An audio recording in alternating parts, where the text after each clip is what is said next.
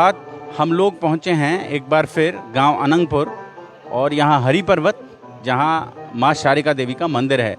आज नवरात्रे का दूसरा दिन है और नवरात्रे के प्रत्येक वर्ष चैत्र मास के जो नवरात्रे आते हैं उनमें जो पहला संडे पड़ता है यहाँ कश्मीरी समाज एकत्रित होता है और अपनी संस्कृति को बचाने की कोशिश करता है, अपनी जड़ों को एक बार फिर तलाशने की कोशिश करता है।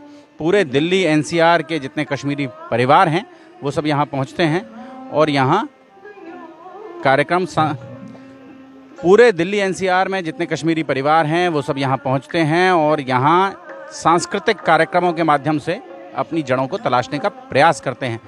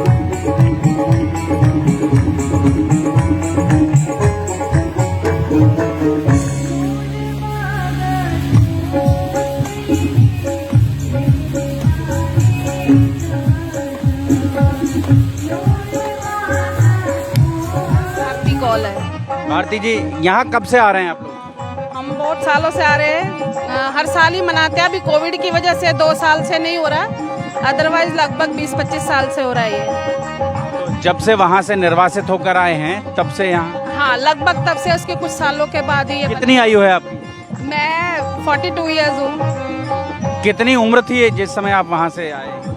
मैं तो बहुत छोटी थी तब, 90 की बात है ये तो। 10-11 साल की रही? हाँ, 10-11 साल। तो अभी जो मूवी आई है द कश्मीर फाइल्स, उससे कितना सहमत हैं आप? देखिए, वो हमारी जिंदगियों को रिप्रेजेंट करती है और ऐसा नहीं है कि उस एक मूवी में सब कुछ दिखा दिया, बहुत कुछ दिखाया है। एक्चुअली अगर आप मूवी देखेंगे वो दिखाया है कि एक ही फैमिली पे सारी चीज़ें हो गई। वो एक्चुअली क्या है, वो अलग अलग फैमिलीज पे सब कुछ हुआ है। किसी को काटा गया, किसी के कपड़े उतारे गए, किसी को मारा गया, औरतों के साथ बदतमीजियाँ हुई, गले काट दिए गए, धमकियाँ मिली, पर्चे लग जाते थे घर के बाहर कि भैया निकल जाओ हमारे, या औरतों छोड़ दो अपनी, है ना। तो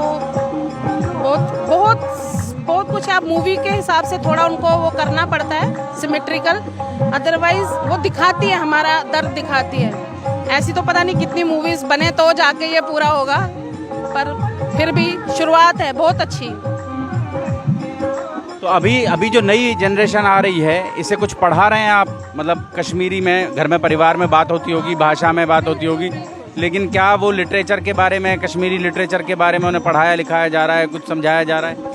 देखिए, कोशिश होती है, इसी तरह के इवेंट्स हम करते हैं ताकि वो देखें। लेकिन आप बच्चे स्कूल जाते हैं या पड़ोस में जाएंगे, ट्यूशन जाएंगे, फ्रेंड्स होंगे, वो तो कश्मीरी नहीं होते उनके। हम ये जो फंक्शंस हैं हमारे, ये इसीलिए ही करते हैं कल्चरल प्रोग्राम्स, ताकि हम उनको कनेक्ट कर सकें अपने, क्योंकि कल्चरल डिपिक्ट बहुत ज़्यादा आ गया है। बच्चों को वो कल्चर, वो वहाँ पे ऐसा होता था कि जब शिवरात्रि होती है तो शिवलिंग की बर्फ़ से पूजा की जाती थी। कहाँ से लाएंगे बर्फ़? तो वो चीज़ें तो नहीं मिल सकती, बट स्टिल हम लोग, जैसे मेरी बेटी है, मैं उसके साथ कश्मीरी में ही बात करती हूँ ताकि वो समझे, एटलीस्ट समझ पाए।